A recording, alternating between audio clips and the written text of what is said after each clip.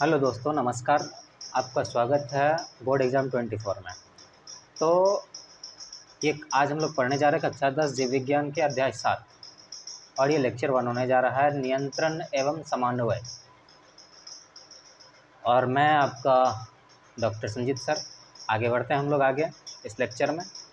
तो देखिए, आपको अगर इस लेक्चर की नोट्स चाहिए तो बस यहाँ पर जो व्हाट्सएप नंबर दिया गया है उस पर आप बस हाई लिख करके हाई और नोट्स लिख करके भेज दें, हम आपको नोट्स प्रोवाइड कर देंगे।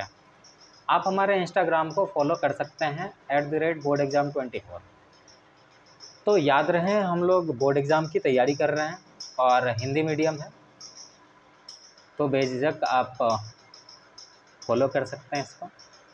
तो चलिए, आज हम लोग जो पढ़ने वाले हैं नियंत्रण एवं समन्वय का अर्थ देख लेते हैं क्या होता है।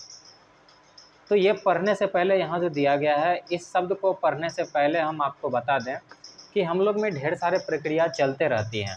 जैसे मान लीजिए हम चल रहे तो भी सांस चल रही है, मतलब खा रहे तो भी सांस चल रही है, और दौड़ रहे तो भी सांस चल रही है।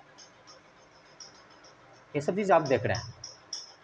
तो इतने सारे जैव पराक्रम के बीच और ये जो सांस चल रहा है, ये एक तरह से समन्वय का कारण है।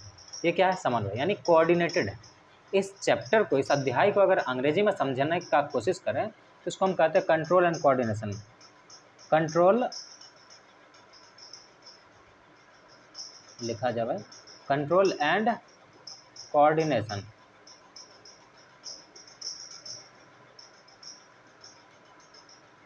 यानी कंट्रोल का मतलब नियंत्रण हो गया और कोऑर्डिनेशन का मतलब होता है समन्वय। अब यहाँ पर समन्वय का मतलब होता है कि आपका शरीर को व्यवस्थित ढंग से रखना, व्यवस्थित ढंग से चलाना, इसको हम लोग कहते हैं कोऑर्डिनेटेड। हर जगह देख लीजिएगा, हर एक कोई भी संगठन देखिए, उसका कोई ना कोई कोऑर्डिनेटर होता, कोई ना कोई एडमिनिस्ट्रेटर रहता। तो इसको हम लोग क्या कहते हैं? समन्वय। अब यहाँ पर देख लीजिए, वही चीज़ आपको क्या लिखा हुआ है ये देख लेते हैं कि जिम में विभिन्न जैव पराक्रम एक साथ होते रहते हैं। सही बात है। एक साथ आप मान लीजिए कि अभी हम बोल रहे हैं, क्या कर रहे हैं? बोलते बोलते हम लिख भी रहे हैं, बोलते बोलते लिख रहे हैं, साथ ही साथ मेरा सांस चल रहा है, हम देख भी रहे हैं। इतना चीज़ एक साथ हो रहा है। तो इन सभी चीज़ को हम लोग क्या कहते हैं? इन सभी के बीच तालमेल बनाए रखने को समन्वय कहते हैं।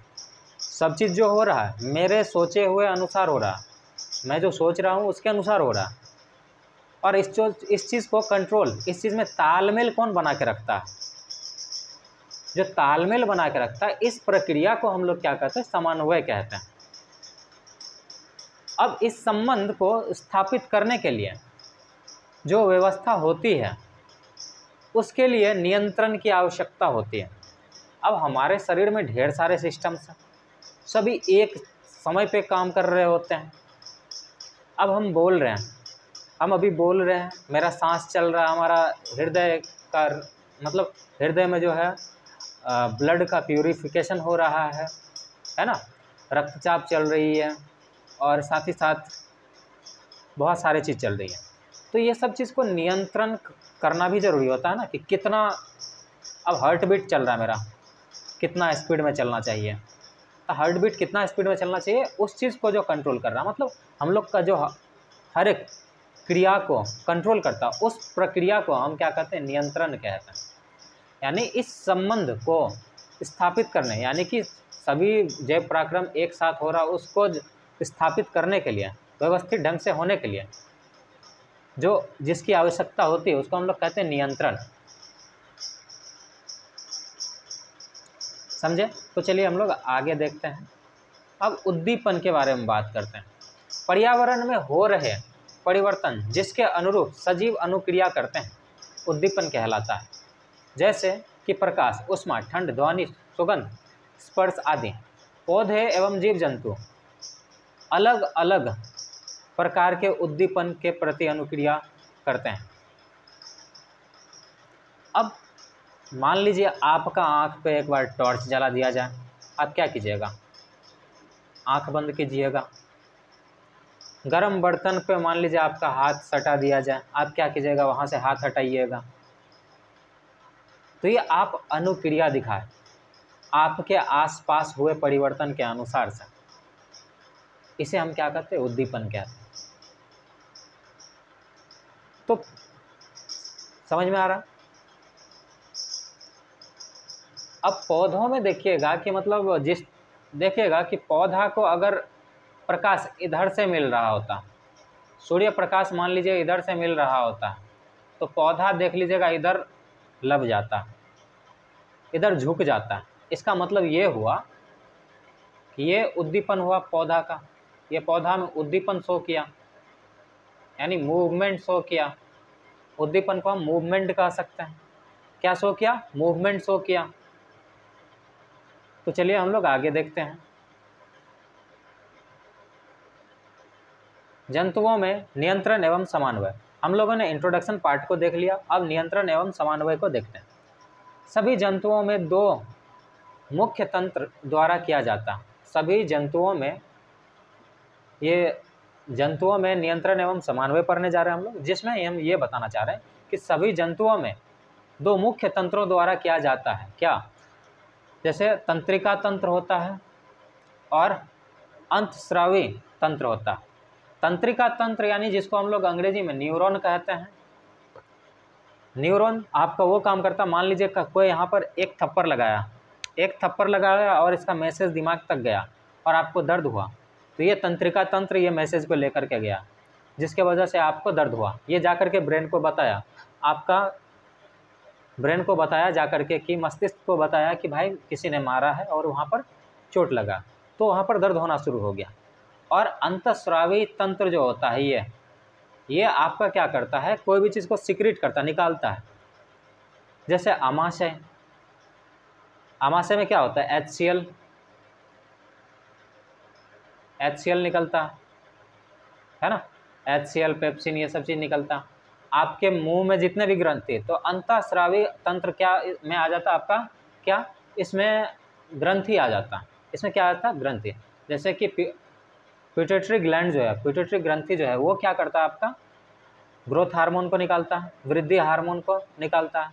तो ये सब अंतःस्रावी। अब जैसे कि खाना खा रहे हैं, उसको पचने के लिए अब HCl निकल रहा, हाइड्रोक्लोरिक अम्ल निकल रहा, तो ये सब कौन निकाल रहा? हमारे अंतःस्रावी तंत्र निकाल रहा। तो चलिए आगे बढ़ते हैं, देखते हैं सभी को एक एक करके। अब तंत्रिका तंत्र को देखते हैं। तंत्रिका तंत्र मतलब न्यूरॉन। तंत्रिका तंत्र कुछ ऐसे दिखता है और लास्ट में कुछ ऐसे दिखता है। तो ये देख लीजिए क्या कहा जा रहा है? नियंत्रण एवं समन्वय तंत्रिका एवं पेशियां उत्तक द्वारा प्रदान किया जाता। नियंत्रण एवं समन्वय तंत्रिका एवं पेशियां उत्तक द्वारा प्रदान किया जाता। अब ये जो नियंत्रण है, नियंत्रण और समन्वय है, ये किसके द्वारा हम लोग में होता है? हम लोग में मांसपेशियां होते हैं। हर एक मांसपेशियां जो है उत्तक से बने होते हैं, ठीक। तो हर एक मांसपेशियों में जाकर के आपका तंत्रिका तंत्र होता, जो कि मैसेज को ले जाता कोई भी चीज़ करने के लिए। मान लीजिए गर्म चीज़ छुआ और वहाँ से हाथ हटा लिया, तो ये आपका तंत्रिका तंत्र वहाँ था, इसीलिए ऐसा कर पाए। तो चलिए आगे देखते हैं। तंत्रिका तंत्र कोशिकाओं या न्यूरॉन के एक संगठित जाल का बना होता है और यह सूचनाओं को विद्युत आवेग के द्वारा शरीर के एक भाग से दूसरे भाग तक ले जाता। तो तंत्रिका तंत्र एक क्या है? कोशिका है, जिसको हम न्यूरॉन भी कहते हैं, जो क्या करता है कि एक संगठित जाल जैसा हम लोग का शरीर में बिखरा हुआ, और कहीं भी कुछ होता है तो मैसेज को, सूचना को हमारे पास वाले स्टेशन पे ले जाता, जहाँ से कि उसका नियंत्रण हो सके या उसका कुछ कार्य हो सके।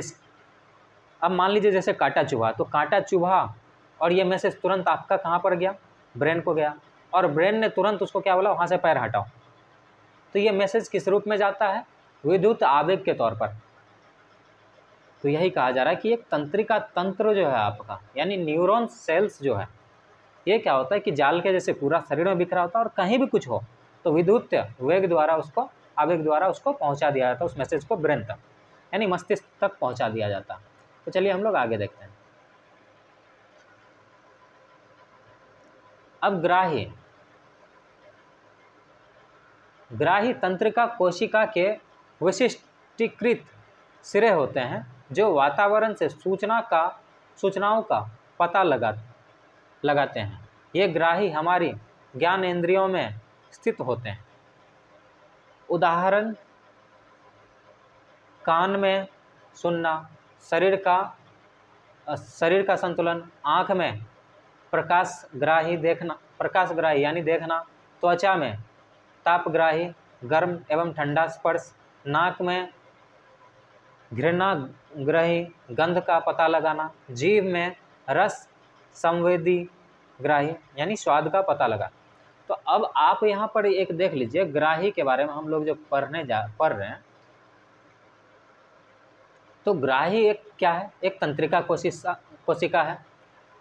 ये क्या होता है कि ये नॉर्मली आपको क्या करता है कि कोई भी चीज़ का किसी पार्टिकुलर मैसेज को आपका दिमाग में पहुंचाता। फॉर एग्जांपल, जैसे कि आप कुछ खा रहे हैं, खट्टा है, मीठा है, तीखा है, इस चीज़ को आपका ब्रेन तक जो पहुंचा, ये क्या होता है? ये जीभ पर होता है, यानी हम इसको कहते हैं रिसेप्टर। ग्राही को अगर अंग्रेजी में कहें तो क्या कहेंगे? रिसेप्टर कहते हैं। रिसेप्टर्स, तो यानी ग्राही जो होता है आपके हर एक ऑर्गन, हर एक तंत्रिका के पास होता है। मान लीजिए हमारे स्किन के ऊपर भी होता है, चमड़ी के ऊपर भी होता है। अब चमड़ी में गर्म लगे या ठंडा लगे, ये चीज़ का पता चलता है। तो ये सब चीज़, ये ज्ञान पता लगाता। तो यही बताया जा रहा है यहाँ पर कि ग्राही तंत्रिका कोशिका के विशिष्टीकृत सिरे होते हैं जो वातावरण से सूचनाओं का पता लगाता।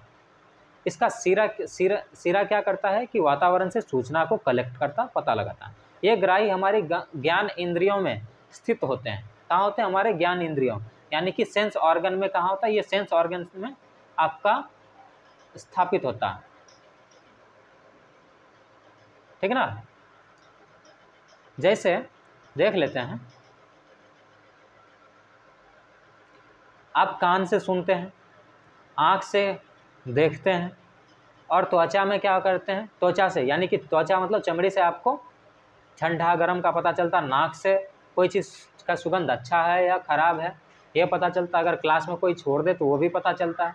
अब जीभ से कोई चीज़ खट्टा है, कैसा है, ये सब चीज़ स्वाद पता चलता है। तो ये सभी जो है, ये ग्राही हम लोग का हर एक ऑर्गन पे होता है, हर एक चीज़ पे होता है। जैसे कि कान से हम लोग सुन पाते हैं, तो यहाँ पर क्या है? सुनने वाला चीज़ लगा हुआ, सुनने वाला रिसेप्टर लगा हुआ, यानी सुनने वाला ग्राही लगा हुआ। आँख में देखने वाला ग्राही लगा हुआ, त्वचा में ताप का पता लगाने वाला ग्राही लगा हुआ, नाक में घृण या मतलब सुगंध के प्रति जो है, सुगंध या गंध के प्रति वाला ग्राही है, और जीभ में स्वाद के प्रति वाला ग्राही है। तो आज इस लेक्चर को हम यहीं ख़त्म करेंगे, क्योंकि लेक्चर को बड़ा नहीं करेंगे। तो मिलते हैं नेक्स्ट लेक्चर में। धन्यवाद।